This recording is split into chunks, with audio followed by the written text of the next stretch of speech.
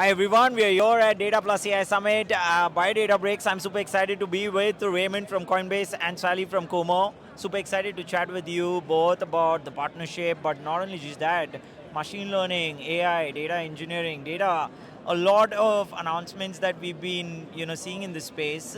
Super excited to chat about those things. But just for audience, would you like to quickly introduce yourself? Tell us more about what you do at Coinbase and what you do at Kumo. Yeah, absolutely. Hi everyone, my name is Raymond. I'm a software engineer on the machine learning platform team here at Coinbase. We help manage all the tools and infrastructure required for enabling our machine learning engineers to develop machine learning models across risk, recommendations, all across Coinbase. Fantastic. Sally? Yeah. Hi everyone, my name is Sally. I'm a machine learning engineer at the Kumo team, and we help our customer to use our product. Fantastic. Thanks for that quick introduction. I'm kind of also curious, and I'm going to jump right in. Raymond, I know you work in the enterprise, and obviously you learn and keep up with a lot of things that are happening in this space, in the AI space that is moving so fast as well. Yep. What are some of the biggest opportunities and challenges you see developing AI and machine learning at Coinbase? Yeah, so I mean, as you know, there's a ton of things happening in the space. Always. There's a lot of noise to navigate around, and um, as an enterprise, we have to really discern through all of the different tools and all the new Right. advancements in the space. And so, our mission at Coinbase is to provide a set of good tools for our Yes. machine learning engineers to really Exactly. drive value and basically, we're constantly on the platform side trying to see, how do we empower our machine learning engineers? Yeah. How do we get fresher data? How do we, develop more powerful models? And how do we leverage transformers? There's a lot of sort of interesting use cases, and we're only like starting to unlock everything. It's just the tip of the iceberg. Yeah, exactly. That's so true that you're kind of mentioning about that, where the space is evolving very quickly, but then enterprise leaders are very careful about what they want to obviously go, try, test, but also see what's like the best use case for Right. for you. It's Coinbase. For other enterprise leaders, it's other places. Sally, coming to you, what do you feel are like the biggest? Because I know you've been talking to a lot of customers, you've been talking to a lot of prospects, a lot of attendees here, and other enterprise leaders as well. What are some of the challenges, but also opportunities that you are seeing in this space when it comes to AI, machine learning? Any thoughts around that? Yeah, sure. So we observed that two major pain points when it comes to machine learning. Yeah. The first is the cycle is really, really long. To develop a machine learning model, sometimes it takes anywhere from 3 months to 6 months just to productionize the model, to do all different kind of iterations. So it's really painful, and they want to have a solution that's much, much quicker to deliver value. Another pain point is that sometimes after team working on the model for about 3 years, 5 years, additional gain becomes so much difficult to get. Sometimes the team work for like 6 months, 3 months, only for 1% gain. That's really, really painful and waste of time. Exactly. I think those are fantastic points that you've mentioned, and definitely very much resonates with me. Even if I'm not an enterprise leader, but I talk to a lot of those, and they kind of have like a similar sort of approach where first thing they kind of also focus a lot on the value that they're kind of getting, than the ROI that they are expecting. Raymond, what do you think about that? When you kind of think about ROI, when you kind of think about the whole implementation process, but then start thinking about the ROI very quickly. Yeah. I mean, our goal is to, get to maximize ROI Yes. like as soon as we can. Yeah. For a lot of MLEs, they, care about the metrics, right? So, how many ATOs or account takeovers have we reduced as a product of perhaps improving some of our models?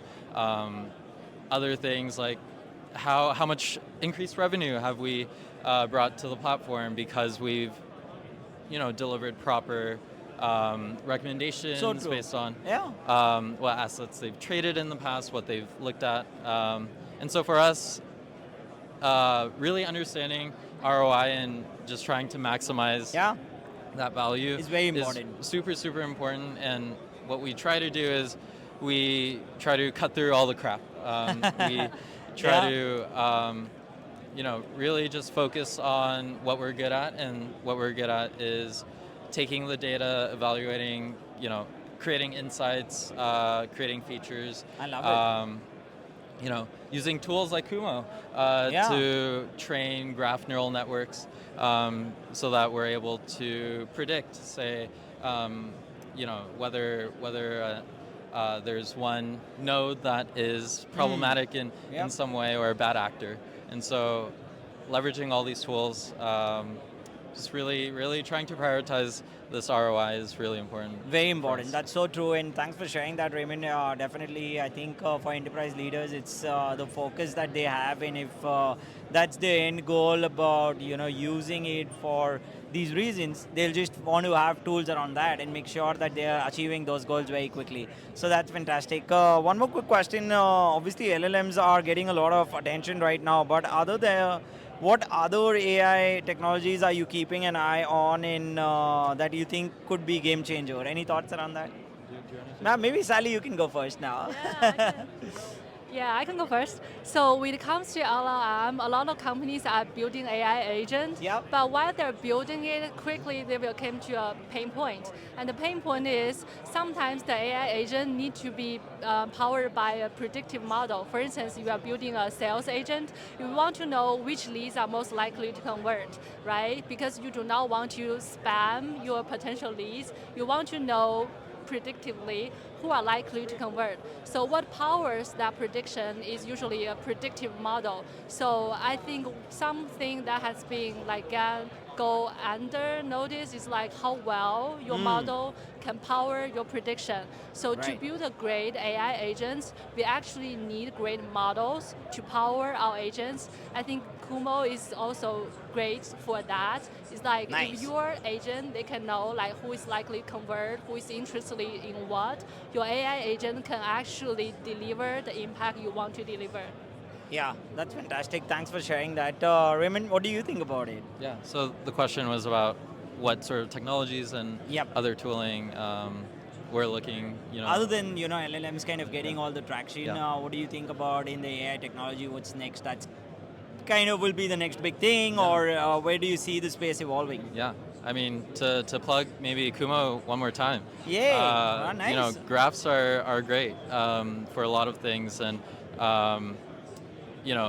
so for context, we've recently onboarded onto Kumo as a customer a few months ago, and we're starting to develop our use cases. But actually, the crypto space, blockchain is actually a very apt problem space for graphs. Yep.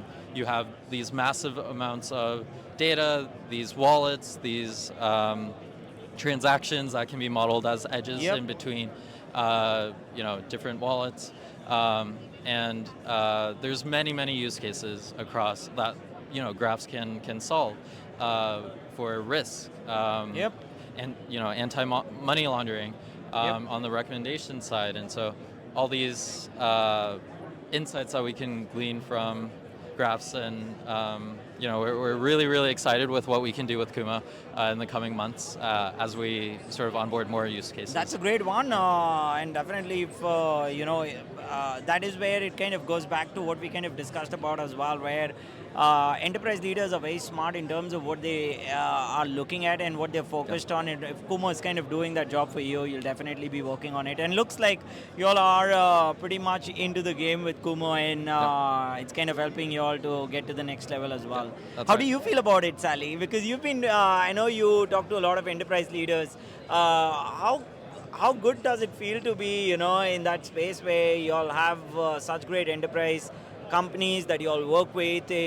But do you think it kind of also validates a lot of things in this space? Yeah, I think it's actually very quite exciting for working for Kumo. You are kind of like giving out this superpower to Yeah. our customers, right?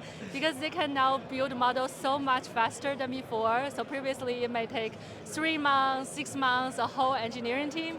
But now it's just like 1 week, one engineer, they can do the entire work. And also they are seeing much, much better prediction as well. Like in the past, they need to work 3 months just for 1% gain. And now within a week, they have 10% lift, 50% lift, sometimes 100% lift. And you can imagine how much business impact they're delivering at their company, right? I love it. Those are fantastic stats that you've Yeah. shared. Thanks, Ali. One question for you, Raymond, in terms of the ROI we were discussing about it, that when you all understand, like, okay, here's the ROI that we've been kind of, estimating. No one can be sure about it, but obviously there could be estimates in what's been like the biggest win, say in the last 2 years or last 1 year? Anything that you can share when it comes to AI? Yeah, I think something that we've explored in the past few months are sequence features. Sequence features are basically sequences events.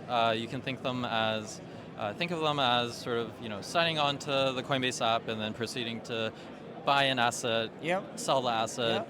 navigate somewhere else to do another transaction, and we've seen very, very significant lift in adopting sequence features. Nice.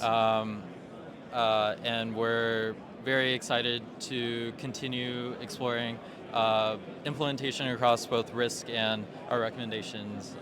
Yeah, we love it. Sides, yeah. That is good in terms of the sequencing. So is it more like the experience as well that kind of comes into the game when you're kind of talking about logging in or buying in an asset?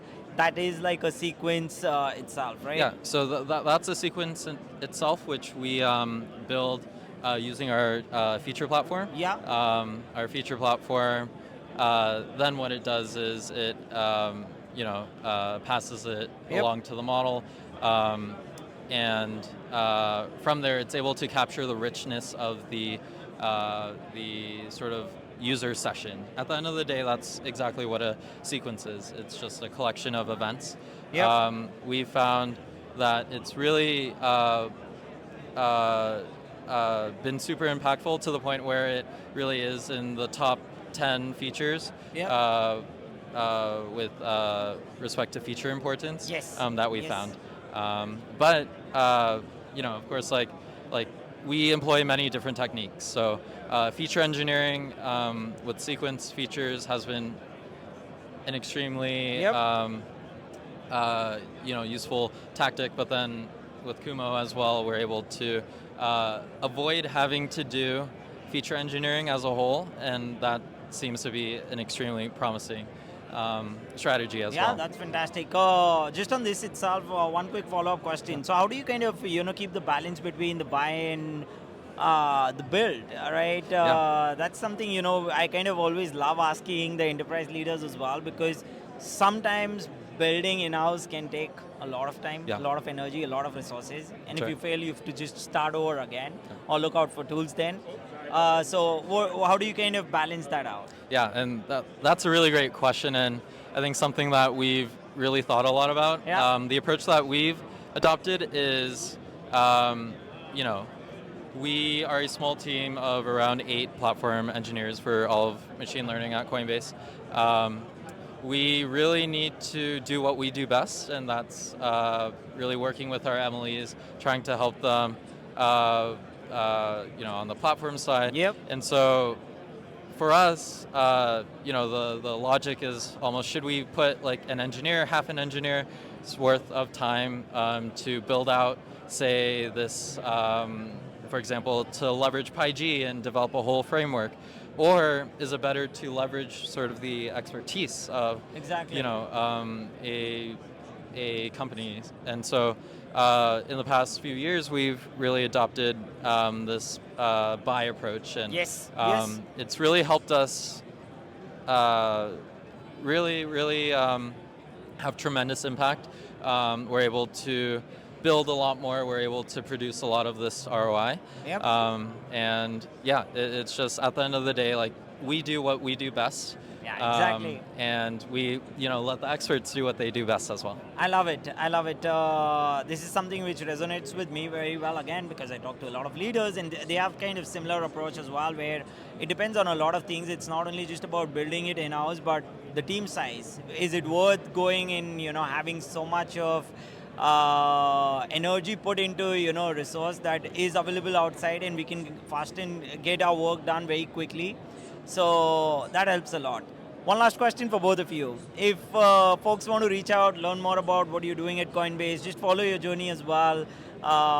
Which is the best place? LinkedIn, X, what's best? LinkedIn is perfect. Yeah, I'm active. Okay, awesome. You can follow Raymond on LinkedIn. Sally? And also follow me on LinkedIn for new Kuma updates.